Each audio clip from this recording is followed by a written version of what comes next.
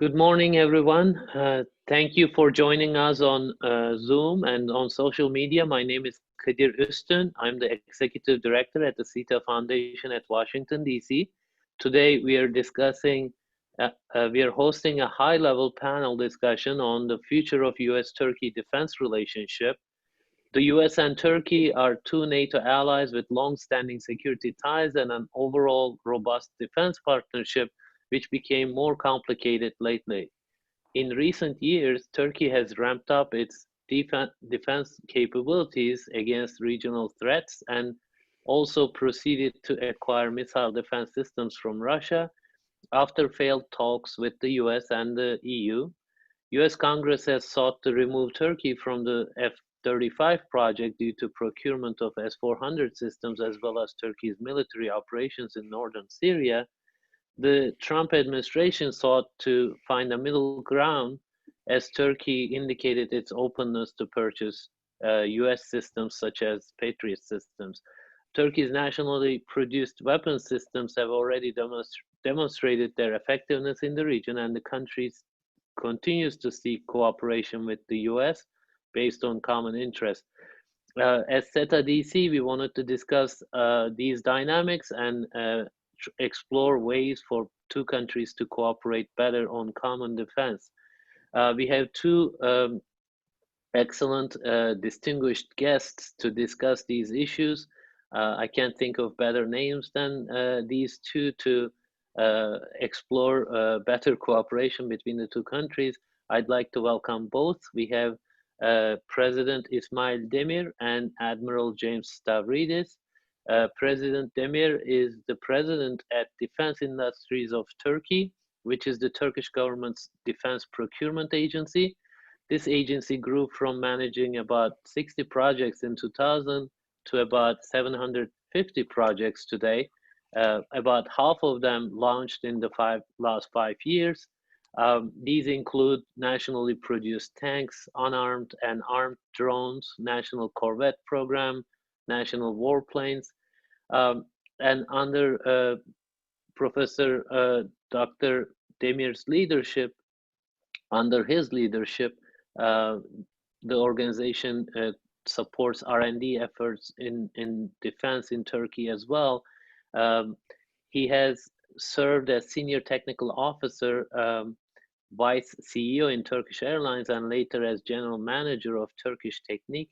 He was appointed in April 2014 as the head of the Undersecretariat of Defense Industries, which was renamed in 2018 as a presidency and brought under the Turkish presidency's office in July 2018. Professor Demir has a long aviation career and holds a PhD from the Department of Mechanical Engineering at Washington State University. And obviously, they have a much longer bio, but I don't have time for that. Admiral James Stavridis is the same thing for him as well. He has a long bio. I'll introduce him shortly. He's an operating executive focused on advising Carlyle's executive team and investment professionals on geopolitical and national security issues. Previously, Admiral Stavridis served as the 12th Dean of the Fletcher School of Law and Diplomacy at Tufts University. He's a retired 4-star officer in the US Navy. He led the NATO alliance and global operations from 2009 to 2013 as Supreme Allied Commander with responsibility for Afghanistan, Libya, the Balkans, Syria, counter-piracy, and cybersecurity. He also served as commander of US Southern Command with responsibility for all military operations in Latin America from 2006 to 2009. Admiral Stavridis holds more than 50 medals, including 28 from foreign nations. I'm going to stop here. They have long resumes. We feel privileged to have them. My colleague, Kılıç Kanat, who is our research director at CETA DC, will be moderating today's discussion. So I'll hand it over to him now. Thank you. Thank you very much. Thank you for coming, gentlemen. Professor Demir, the format would be, I will ask 10 to 15 minutes introductory remarks from both of you. And following that, we will have Q&A session for the audience on in Zoom right now. And for those who follow us on Twitter and Facebook, you can write your questions on the comment section or as a reply for the Twitter feed. And my assistants will collect the questions and I will try to address all of those questions. We have approximately 1 hour, so we will start immediately right now. Professor Demir, can we start with you? Okay, thank you very much again, gentlemen. It is very nice being with you. When we say introductory remarks, maybe I'll try to make it short. But in general, when we want to talk about the future of US-Turkey defense cooperation, we must look back, and it has a long history. This military collaboration and also being long-term ally in NATO and have a long history in Korean War, etc. When I was in the US, some folks who were older, when they heard that I am from Turkey, and they used to always tell me the stories, especially the military guys, about the Korean War and how heroic was Turkish military's activity over there. And so when we look back, it started after the Second World War, and after the Marshall Program, we had some military equipment coming to Turkey. And for a long time, we had trusted that US a good ally, until the early 70s when Turkey started operations in Cyprus. And I guess it was become a wake-up call for Turkey in general that we cannot always trust others, even if they are so-called allies. So then there started activities about developing our own national defense industry. But the steps were a little bit slow. And so the establishment of my agency goes back to 1985, where President Özal had that vision that there must be a special agency to take care of the defense industrial collaboration and the defense industry development in Turkey. And we came today, and there was different phases in the past, and we started with the FMS cases, direct procurement from the US. And one of the landmark projects was F-16 project in Turkey, and the F-16 assembly line established in Turkey with Lockheed Martin. It was a good project, and it was really helpful and improved our relations in defense collaboration. Later on, different tanks and armored vehicles and weapons. We had many military equipment from the US, but that wake-up call was that really had an important mark in our background. And it goes back to my early days of my studentship. And actually, I had grown up as being an ideal to have a national industry in general in Turkey. So until the later times, we thought our relations were not that bad, but US operations in Iraq and their policies are not exactly aligned with Turkey. And on our regret, we wish that US side would have understood Turkish concerns about the policies that they carried out in northern Iraq and even now northern Syria. So it started a drift in our relations in terms of feelings. And then the early days of my position here in this agency, I realized that there are some systems that were not very easy to acquire from the US. And even before I took this position, and there was some requests from the US about the drones and etc., and we were not able to acquire them.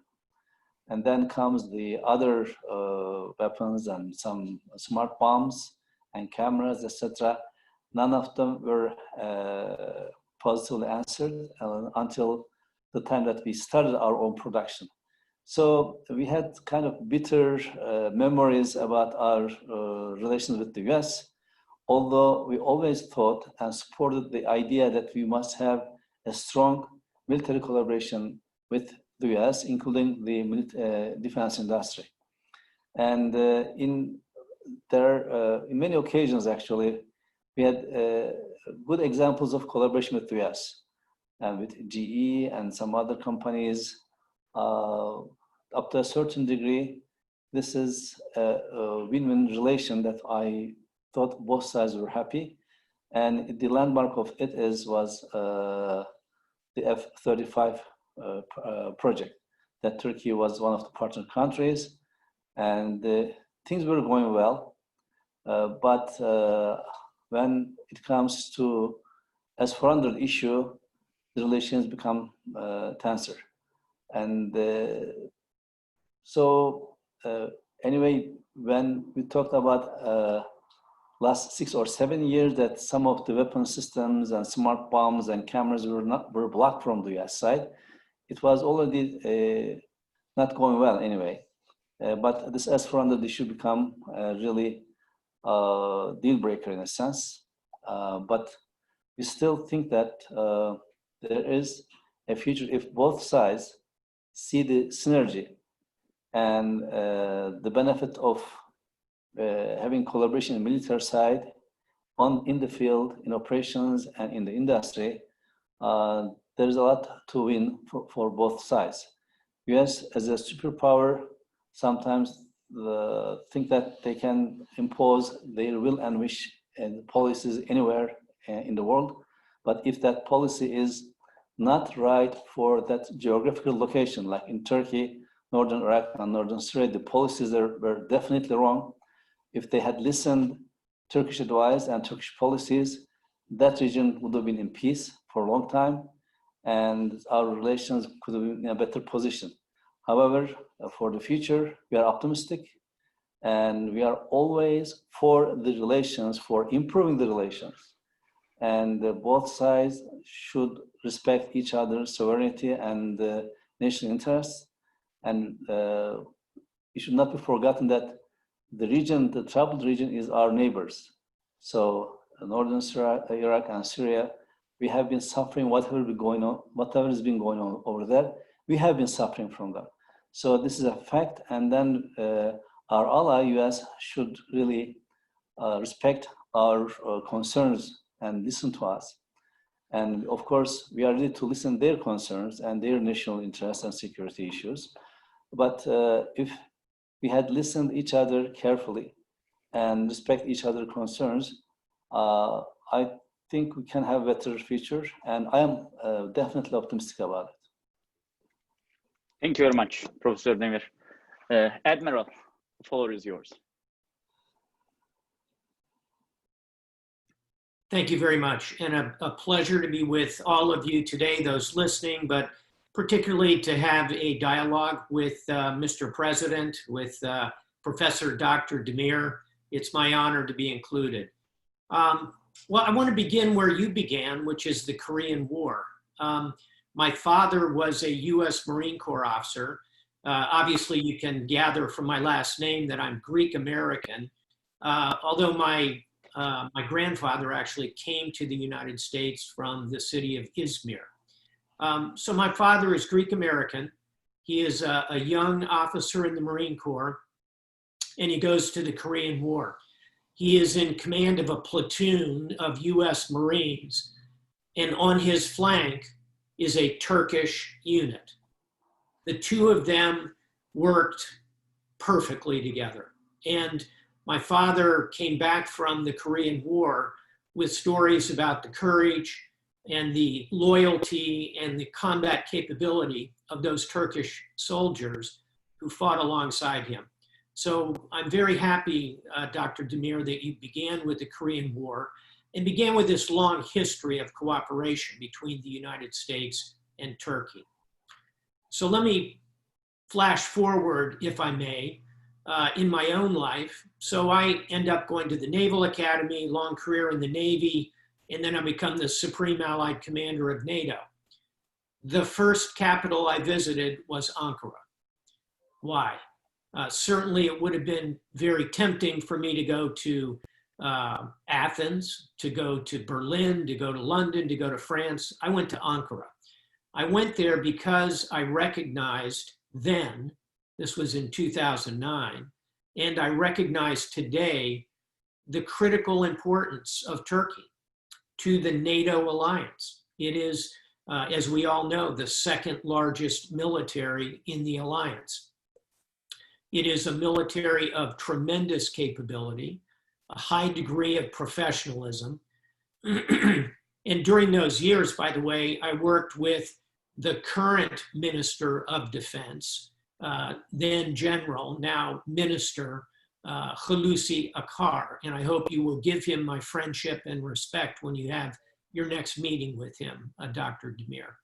So during those 4 years as Supreme Allied Commander, I had an excellent opportunity to watch the Turkish armed forces in action. And in every place in the alliance, everywhere I went, I saw the Turkish armed forces, highly capable. In Afghanistan, for example, they ran the regional center around Kabul.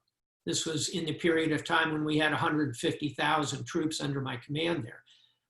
I always felt secure and safe, and I felt the Turkish presence in Kabul, for example.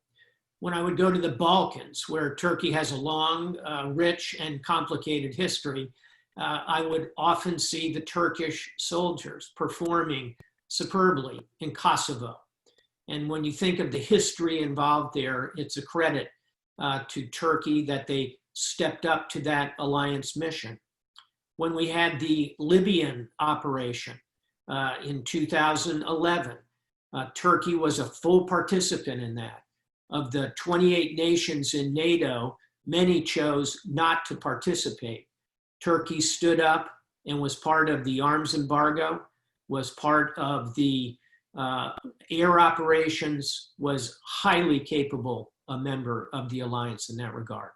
You mentioned counter-piracy. There's nothing an admiral likes better than chasing pirates. And I am proud to say the Turkish Navy performed extremely well throughout that period on those missions. So the Professor Demir, Dr. Demir is absolutely right to point out the professionalism, the length of time of the history that is involved here, and it's absolutely key for the United States, but also very much so for NATO. So let's come to the present. And let me tell you why I think Turkey remains vital to this alliance. And then, yes, let's talk about some of the points of friction that exist today. First and foremost, the geography of Turkey is crucial to the NATO alliance and therefore fundamental to the United States. As we all know, we have a significant capability, for example, only one example, in Incirlik. We have a major portion of the land warfare component of the alliance is in the city from which my grandfather emigrated, from Izmir today. So Turkey remains geographically extremely important. And also, because of its military and its capabilities that exist today, it's a fundamental part of NATO's combat power.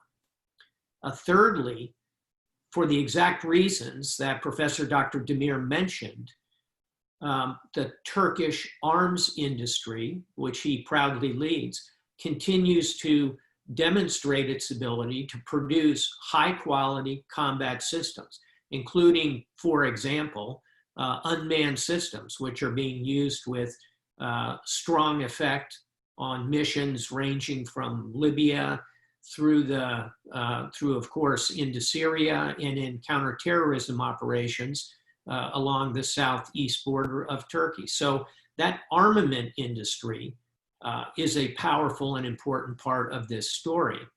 And then fourth, although the Turkish economy has had its challenges of late, it is a vibrant, highly capable economy with an educated workforce, and using PPP measurements, GDP puts it around 12th, maybe 13th largest in the world. It has a vibrant and growing population, 83 million. So as an economy, Turkey is crucial. And I'll conclude this portion of my remarks by saying simply that occasionally people would say to me when I was NATO commander, "Oh yeah, Admiral, you are correct. Turkey is very important. It's a bridge between East and West." And I would correct them. Turkey is not a bridge. It is much more important than simply a bridge. Turkey is a center of gravity unto itself because of the size of the country, the economics of the country, the military capability of the country, and its membership in the NATO alliance. It is a fundamental center of gravity, and we ought to recognize that as we deal with Turkey. So all of that, let's face it, is pretty much good news. And I think strategically, I agree with Professor Dr. Demir that I'm optimistic about future relations between Turkey and the United States, Turkey and the alliance. I believe that we have some tactical differences that we need to overcome in order to have the strategic future together that I believe is very important for my nation and for the alliance. And I think, in my view, I'm not a Turk, obviously, but I would hope that Turkey would view it as important as well. So I know we'll get more into this in questions and answers, but because the Professor Doctor mentioned the S-400, let me simply crack open the conversation by saying my belief continues to be we can find a technical solution to this challenge, and that what we need are high-level technical working groups who can look at the fundamental concerns that the alliance and the United States have, which are well known to all of us, about the permeability, the ability of information to flow from S-400 in the environment in which we would be operating the F-35. You may not agree with it, but it's a serious concern for the United States and for the alliance. So are there technical solutions we can apply? And thus, I think we need to get that conversation out of its emotional content and get it into a technical approach, which could recognize that Turkey has made a choice. They've purchased the S-400. That's a reality. How are we going to accommodate keeping them inside the F-35 program? How are we going to avoid bleeding information out of the S-400 systems about NATO air defenses, about the F-35 capabilities? Those are concerns we have. There may be technical solutions. And then I'll also add on this, I think it is appropriate to continue the conversation about, are there other systems that might be of use to Turkey, other air defense systems? I don't think we're going to have time to go back in history and pull apart whether there were offers or counter offers or whether other systems were not available. To use an American sports image, let's make it a football image. As in soccer. Let's play the ball from where it is on the field now. And that means finding answers and solutions. And fundamentally, and I'll close with this, we should recognize we have strategic capabilities, we have strategic interests that are important and positive for both sides of this conversation.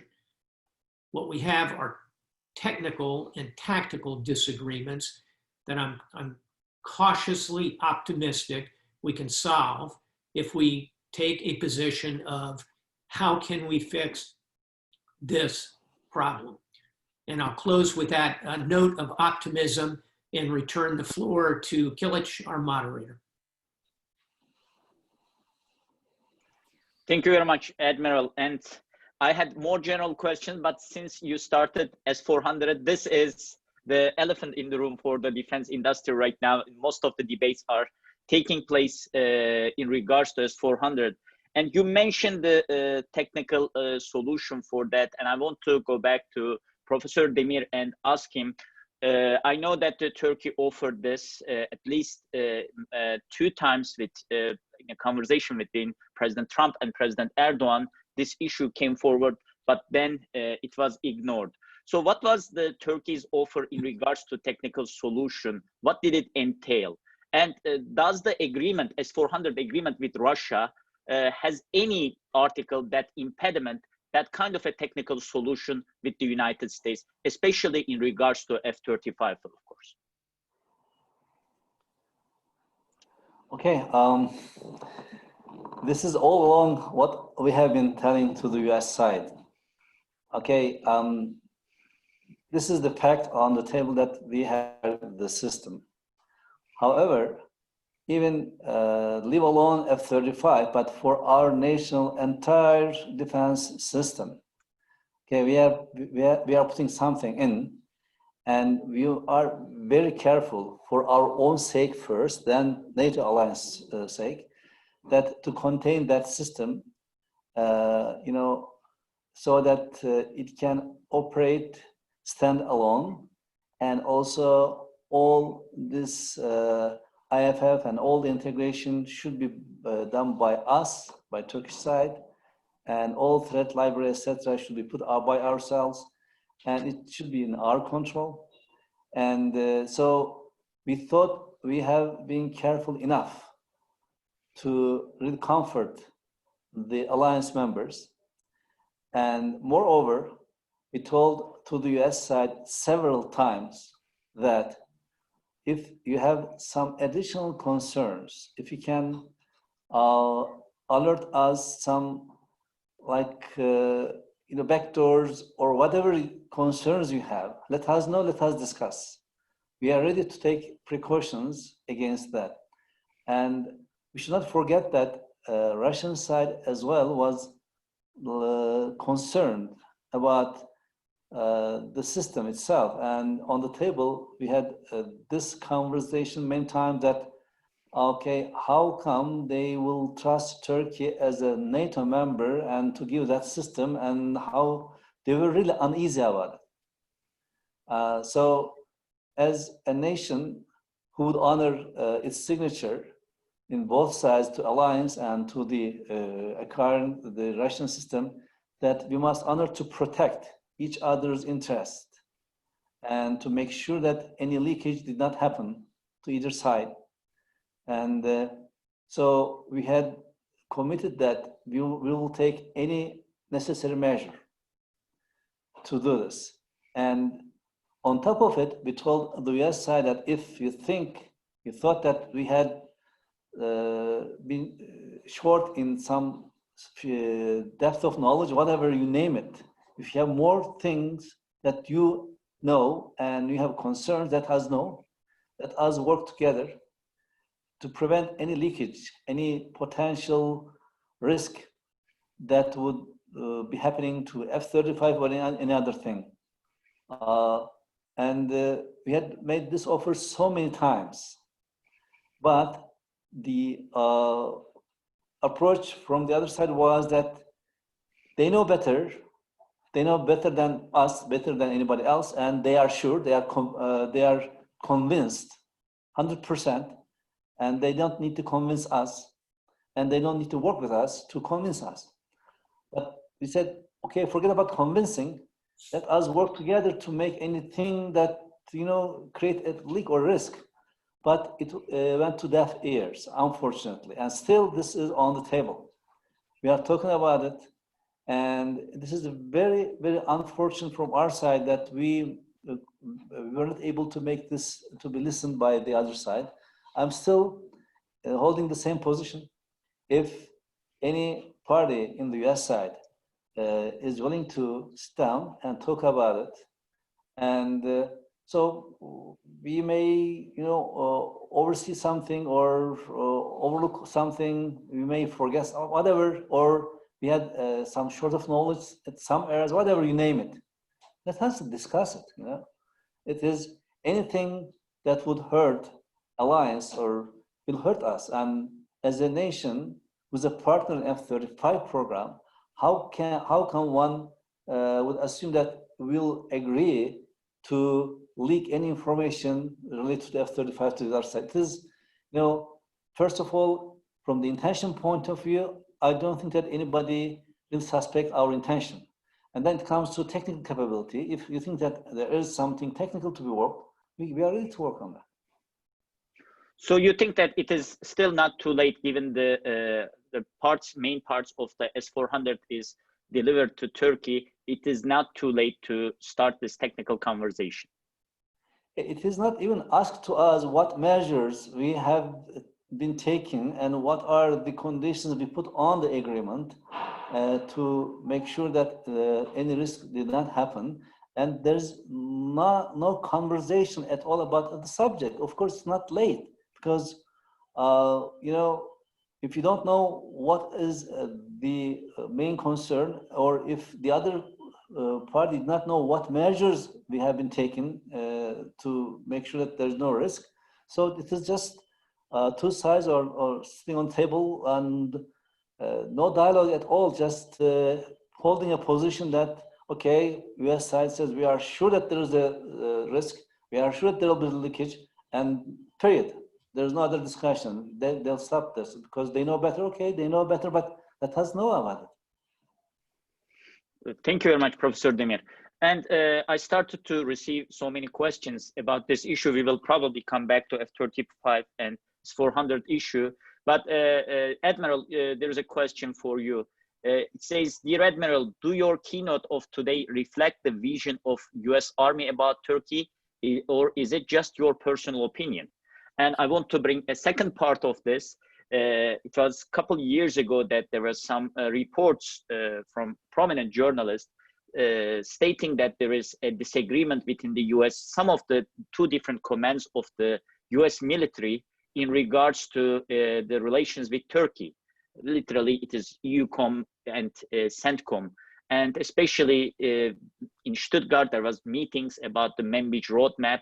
And many people at that point argued that it was basically with the intervention of NATO command and EU command of the US military that made it possible. Do you see within the US military that kind of a divergence of opinions in regards to its relations with Turkey?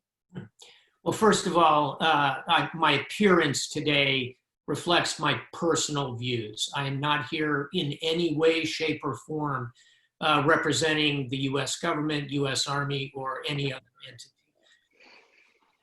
My views, however, are certainly informed by my experiences and my conversations with many senior active duty leaders. So let's begin with how Turkey is viewed from the US military. The commander of US European Command, who wears two hats, both as commander of European Command in Stuttgart, as you mentioned, Kilic, but also that same individual is the Supreme Allied Commander of NATO with the headquarters in Mons. That officer who holds both of those posts is in charge of the military-to-military relationship between the two entities, between the United States and Turkey in his EUCOM hat, and in his normal role as Supreme Allied Commander for the alliance. U.S. Central Command, as you all know, that those of us on the call, but for all of the listeners, U.S. Central Command, which has its headquarters, strangely, in Tampa, Florida, is in charge of military-to-military relationships throughout the Middle East, broadly speaking. So here's the answer to your question. U.S. European Command has formal authority for the military-to-military relationship. However, everything that officer does impacts the work of his fellow leader, the commander of U.S. Central Command, because that officer is in charge of what's happening in Syria, in Iraq, in Afghanistan. So the two of them are in constant conversation about a wide variety of topics. And certainly the topic of Turkey comes up at different times in the conversation. I will tell you from my personal experience, when I was in the job as Commander U.S. European Command, my opposite number was General Mattis, who went on to become, of course, our Secretary of Defense quite recently.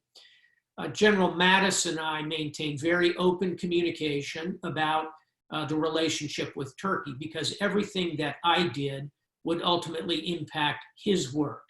So in today's environment, I know both of those officers quite well. General Todd Walters is the officer at EUCOM Stuttgart, also Supreme Allied Commander, and General Frank McKenzie, a U.S. Marine, is in Tampa. The two of them are in excellent conversation. I know that for a fact, and there is no disagreement, of which I am aware at least, about the role of Turkey.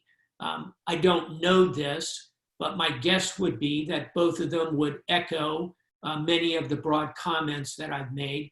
Both of them would like to resolve the S-400 issue, for example, because it impacts the other ways in which the United States and Turkey and NATO and Turkey are working together.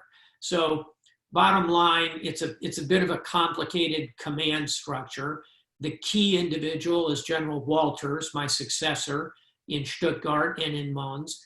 And as far as I can see, those two are in good communication about this situation. And I think both of them would be favorably inclined to make progress on this S-400 issue. Last comment, within the NATO alliance, the three-star US American general, who is the head of the Land Component Command in Izmir, is also someone I know, and he is quite optimistic about relationships and feels very well supported in his role as a NATO Land Component Commander in Izmir. Thank you very much, Admiral. Professor Demir, a question about F-35. So it is, you know, like within this question, there will be multiple questions. What is the state of F-35, Turkey-US relation and F-35 right now? We heard that the supply chain at least will continue.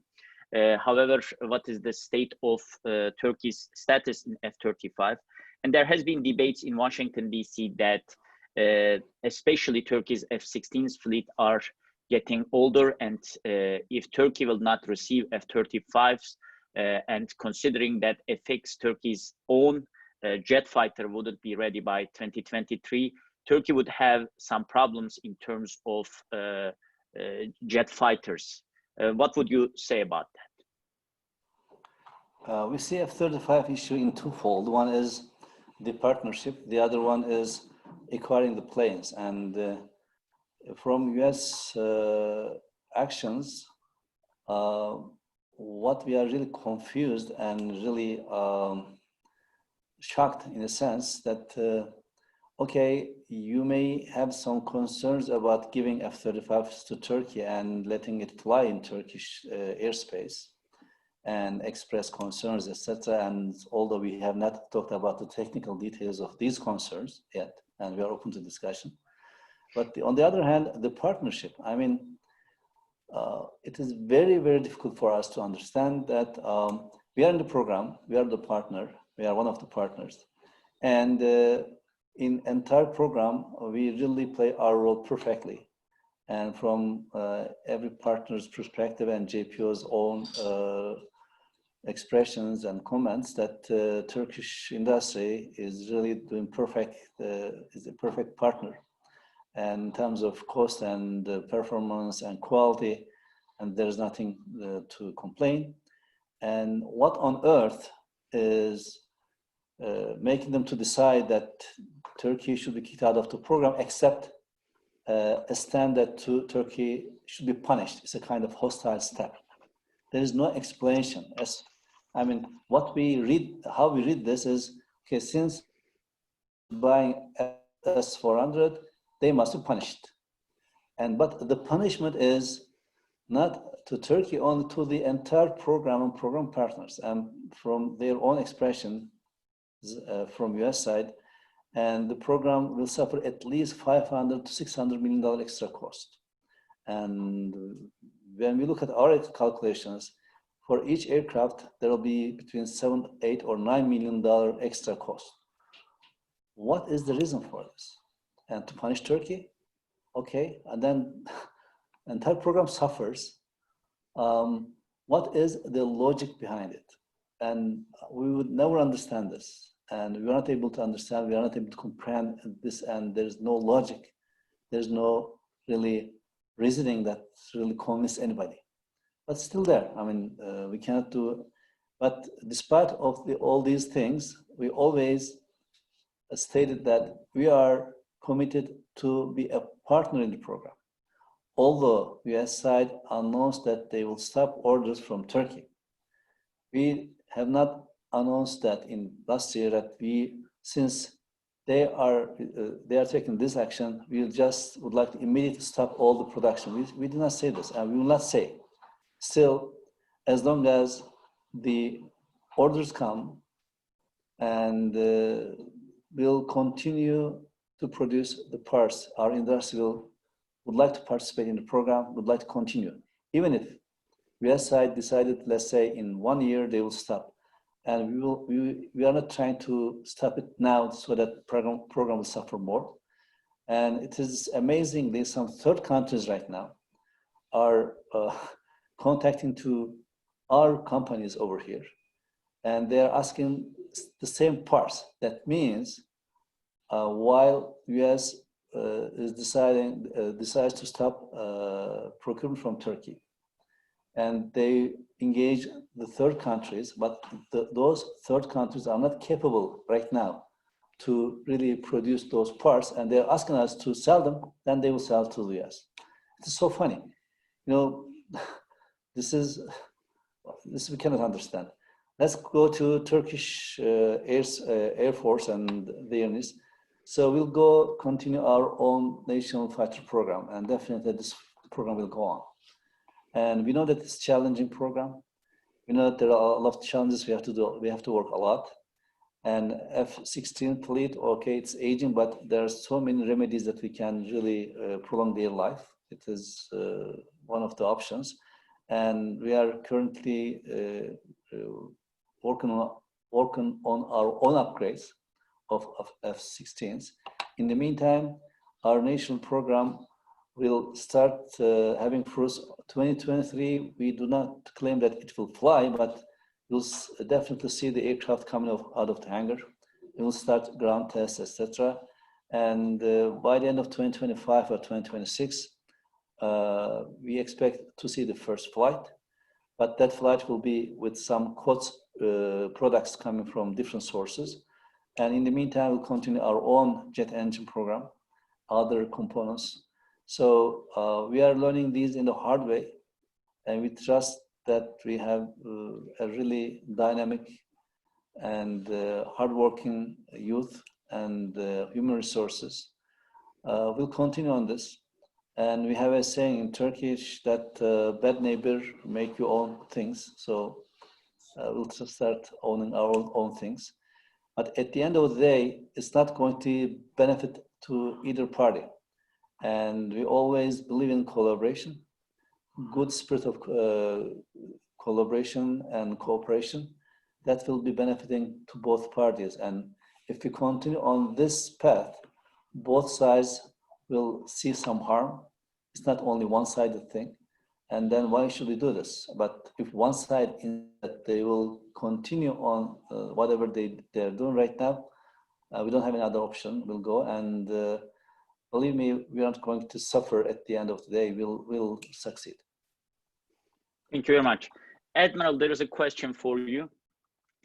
Given the greater involvement of Russia in Syria and Libya, specifically Eastern Mediterranean area, do you think US-Turkey interests and relations will become more aligned, even though US obviously seems to be more focused on containing China's expansion in the world, specifically in South China Sea? Well, that's a big question. It covers a lot of ground. Let me let me start by saying, in terms of U.S.-China relationship, I think that is going to be the centerpiece of 21st century geopolitics. And how that relationship unfolds is unclear at the moment. U.S. and China have enormous tension. The U.S. and Turkey, we have some tactical disagreements. China and the U.S. are on opposite paths and have significant tension. And the tension between the U.S. and China includes the South China Sea, which China claims it's in its entirety, cyber activity going both ways, frankly, trade and tariff imbalances, a perception of unfair trade activity on both sides, and a number of human rights issues. So there are a big tension between the US and China. I think that'll be the main direction of international relations going forward in this 21st century. This makes it all the more important, in my view, that the United States hold its current allies close, because the greatest advantage the United States has in any competition with China is its alliance structures, being part of NATO, being close to our partners in Asia, like Australia, New Zealand, South Korea, Japan, Singapore, the Philippines, Thailand.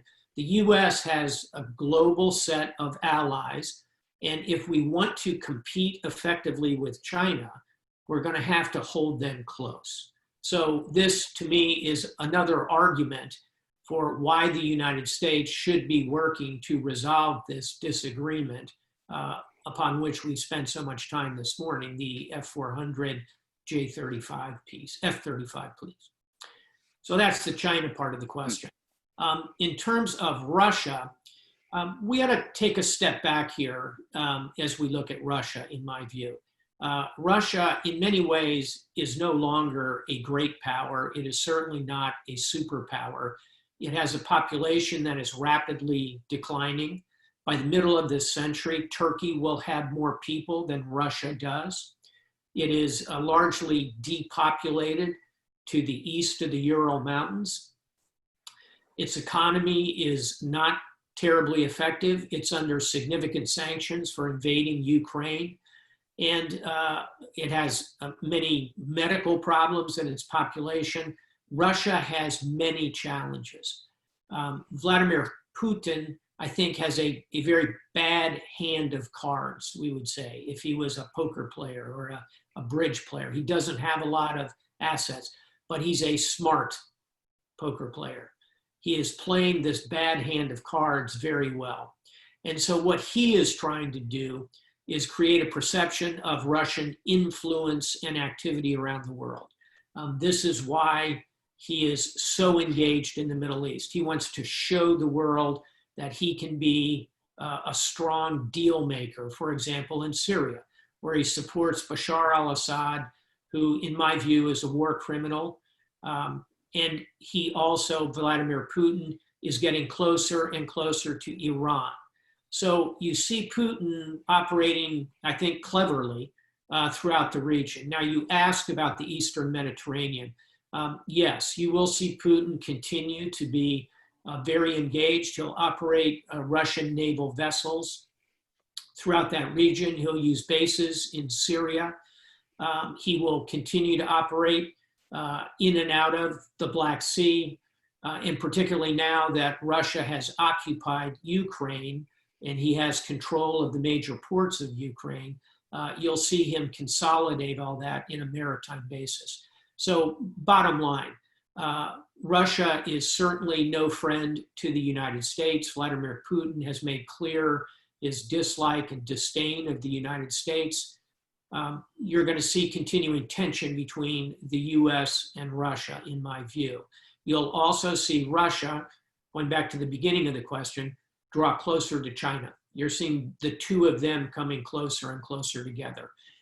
In my view, all of this, as I said about China, is a strong argument for the US to work to resolve the challenges, the tactical challenges we have with Turkey, because let's be honest here, a Turkish-Russian relationship that expands can be something that would be of real concern. I'll close by saying, because we haven't mentioned Libya, it is ironic, if you will, in light of what I've just said, that in Libya, we see Turkey and Russia on opposite sides of that civil war. So there are certainly places of tension and pressure between Turkey and Russia, just as there are between Turkey and the United States. We in the United States would be wise, in my view, to work to consolidate our friendship with Turkey and solve the problems we've talked about today. Admiral, there is a follow-up question from another of our followers. What is your comment on a possible escalation between Egypt, Turkey, and Russian expansion in Eastern Mediterranean? I think it's high, unfortunately. And just in recent days, you've seen President Sisi establishing what he is calling red lines. He, of course, is part of working with General Haftar and his side of this equation. On the other side, you see Turkey working with the Government of National Unity in the capital. There's a lot of tension in the mix right now. I think it is a good thing that General Haftar's assault on the capital was rejected. He's been pushed back. I think it opens an opportunity for negotiation. Certainly, all of us have an interest in solving the problems in Libya. It's a country that could be a very positive place. It has resources, an educated population, relatively small population. I think that it is unfortunate that there are great power competition here. This is one, by the way, where the United States is not particularly involved. It is one where I could see the United States playing a constructive role, trying to bring the sides together. We do not need more tension and military activity in Libya. I don't think there's a military solution there. Thank you very much. Professor Demir, from Washington, D.C., there are two perceptions in regards to Turkey's defense industry. On the one hand, some analysts are looking at one of the brightest spots in Turkey, the development of defense industry, increasing self-reliance in some of the cross-border operations. On the other hand, there are some, in quote, concerns that this autonomy may turn into an isolation of Turkey in defense industry, that Turkey's defense industry may cease international cooperation or in the process of doing so. What would be your response for that? Yeah, our self-sufficiency comes from lessons learned and in the past, even today. So what I say on this is we are particularly giving importance to strategic products and systems that we must be independent on them. And in this global system, it is very natural that there will be a lot of relations, a lot of subcontractors, and on the supply chain, you can use many international companies. However, it is a lesson that we have learned in the hard way and still learning that you cannot be dependent on others in critical and strategic items. And if I give you the list of the items that some of our allied countries are stopping those products or systems and they're not sending, they are blocking, there are hundreds of them. Why? And because Turkey is trying to protect its own national interest. And we are always open to dialogue on any front. And if you look at what happened in Syria, and openly there is a terrorist organization, and they've been supported on in different formats, under whatever name or whatever flag they are under, doesn't matter for us. We know who they are, and we are very sad that our allies are supporting them. And in long run, in long strategy, it will not help them even. And it will not help to stabilize the region. it will not help to really solve the humanitarian crisis.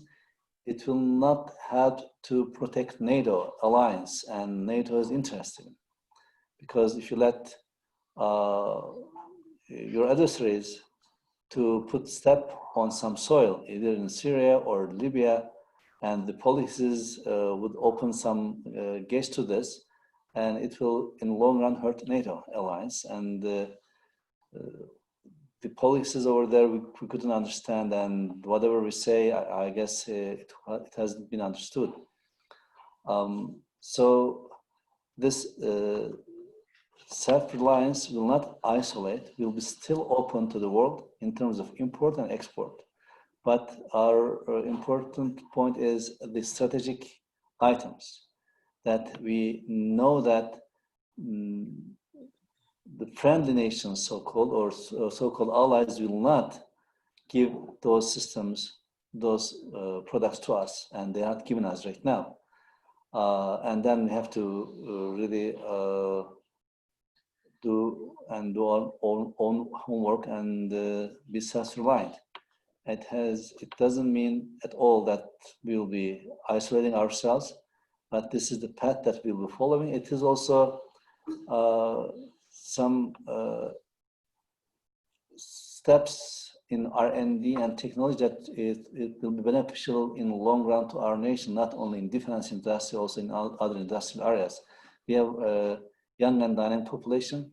When they are led correctly to technology and R&D, they will succeed in many fronts.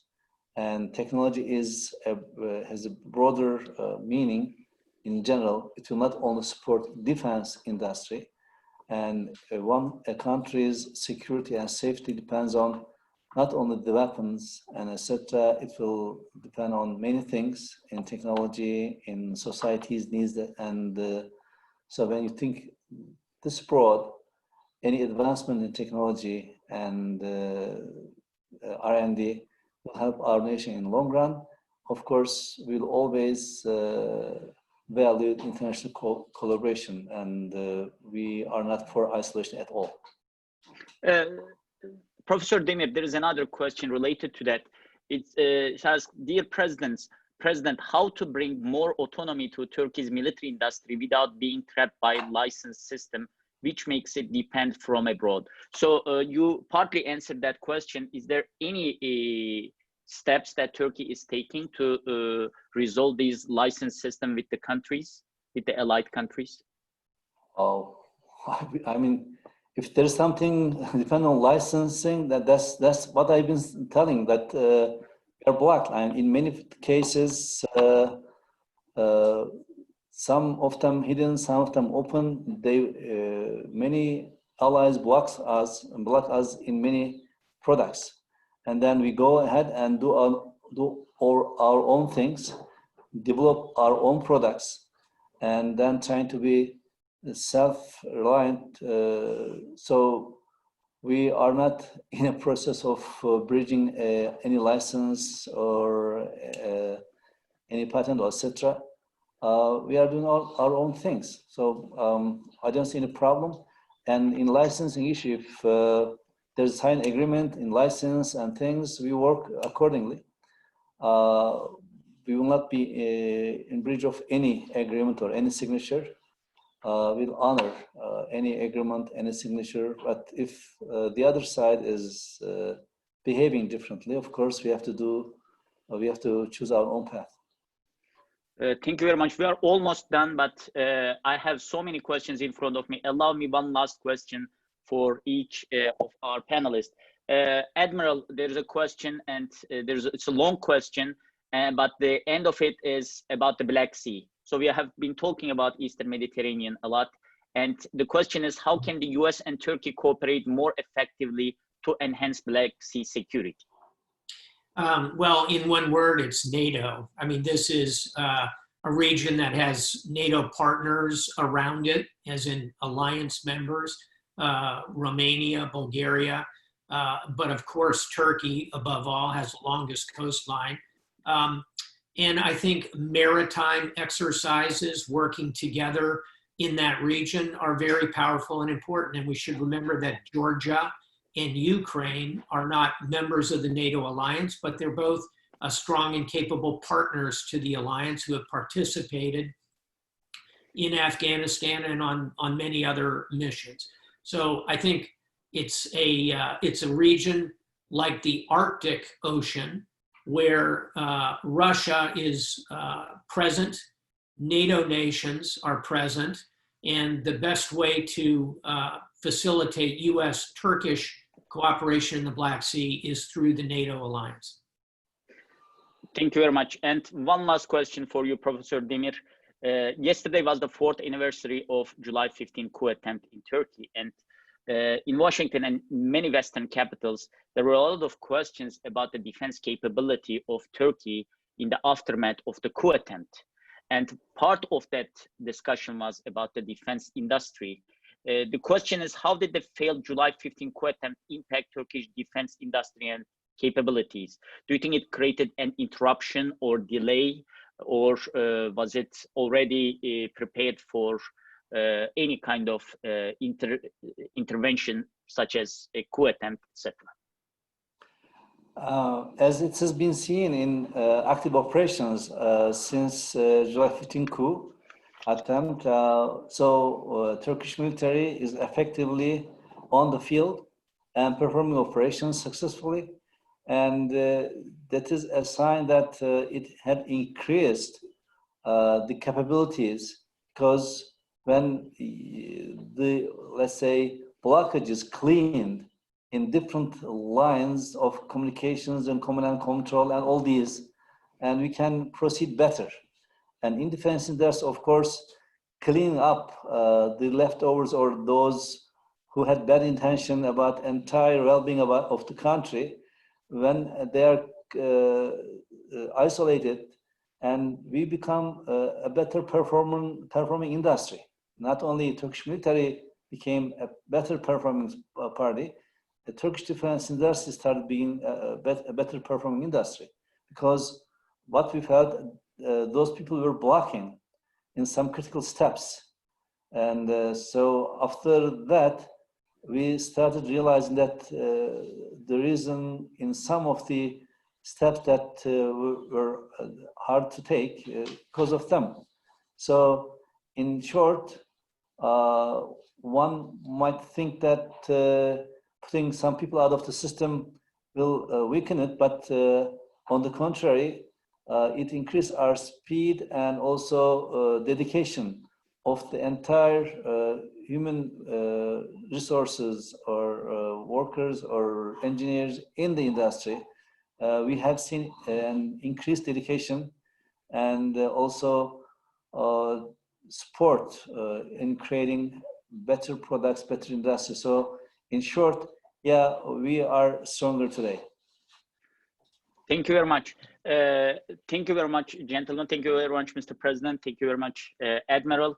It was a really good conversation about the defense cooperation between two countries. And I'm glad that we had this optimistic, cautious optimistic note about the future trajectory of two countries.